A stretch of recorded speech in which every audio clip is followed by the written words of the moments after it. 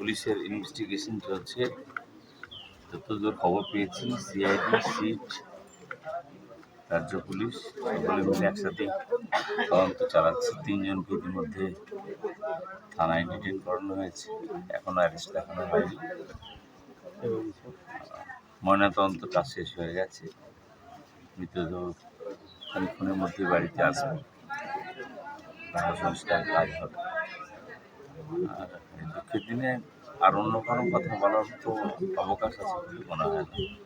কোনো ক্লু কি হয়তো তাদের ব্যক্তিগতভাবে সুধাংশুবাবু সহায়ক ছিলেন, প্রাসঙ্গিক ক্রমে এটা উঠে আসছে। শপথ গ্রহণের ঠিক কয়েক ঘন্টা, মানে একটা দিন বা 2 দিন আগে ঘটনা ঘটল। প্রমিসিং ছেলে ছিল, ইন্ডিয়ান এয়ারফোর্সে কাজ করত।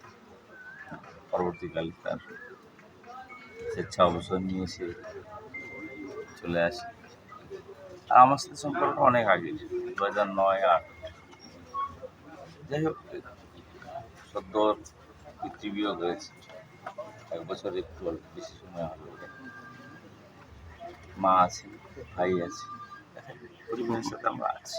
ফলো করুন সংবাদ প্রতিদিন ডিজিটাল।